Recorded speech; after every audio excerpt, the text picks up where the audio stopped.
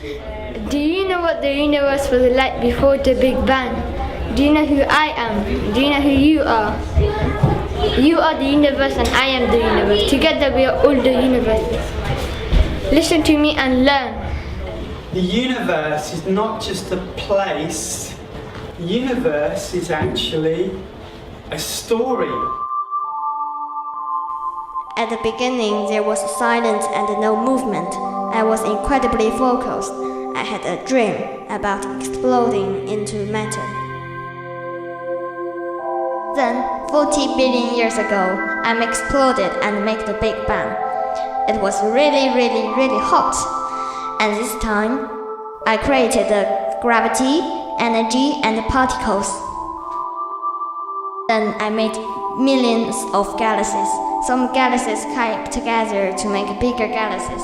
It's a beautiful galaxy world now, and I'm getting cooler. Everything's better than before now. Make the thing called the supernova. It can make another star, and it make more different particles. Then the sun used his dust to make the Earth and another planet. They collect the new particles and the dust and the meteorites to make the Earth. I was really happy with my magnificent creation.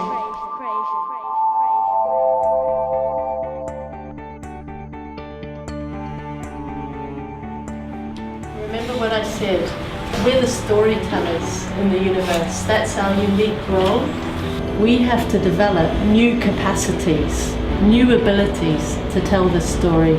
So that's why one of the things that we've been doing to develop our capacities, we've been learning how to focus, how to really listen, how to make room for the story, because it's such a big story. The project that we're involved with Global Generation, lots of projects we're involved with because they're on our site, but this particular one is part of a project called the Exploratory Centre. When Jane and I started talking about that, it became clear to us that we could do something much more hands-on, where you kind of make stuff and you get your hands dirty and you get the chance to actually sort of produce something at the end. So that was always the idea. In my journey of making the Earth, my experience was to have a clear understanding of the vision I was going to portray for everybody else. The creativity and focus allowed bright, colourful explosions to take place and create a perfect balance of inside and out, hot and cold, and fast and slow moving. Large amounts of water, as we know as rain, hit the Earth, allowing a new substance to be formed, soil. Well, because that whole big process, Paul will explain, is still in some ways happening now. During the last ice age, there was 5 kilometres of ice over our heads here. It was that deep with ice. And that weight ground these rocks and produced soil. So most of that is loam, which comes from mountains, but there is some dark material in, and that's organic soil. And that's either worm soil or from the compost. Okay, they're quite tiny, don't get much bigger than this. You get a few bigger, but not generally bigger. See what it's doing there? That's a very clever device to scare big mammals like us. Ooh, I'm a snake, and of course it's not true. Have you heard of clay? Yeah. Okay, where do you get clay from? Sculpture. Yeah, but it's in the ground, isn't it? Before it becomes sculpture stuff. Yeah. And clay tells a story.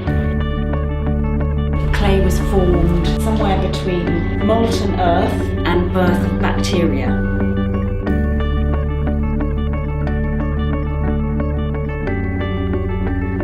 Actually, life appears out of nowhere in a very miraculous way, and it starts off incredibly small. It starts off as bacteria. I think it's amazing that we have come from bacteria. I always thought that we evolved from apes that somehow made it their way on the Earth's surface magically.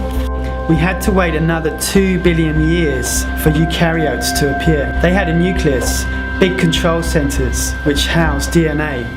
DNA contains all the information of the cell.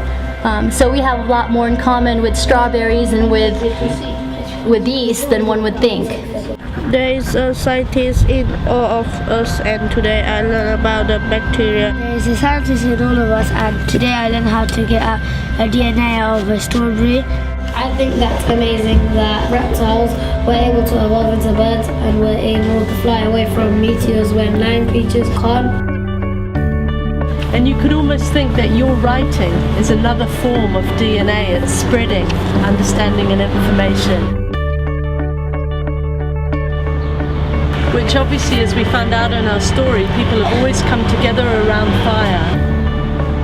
We really saw that fire was in the Big Bang, but actually it's inside us. We can connect with the whole of the universe story by noticing everything that's going on inside of us. Sometimes fire has sparks and it's like sparks of excitement.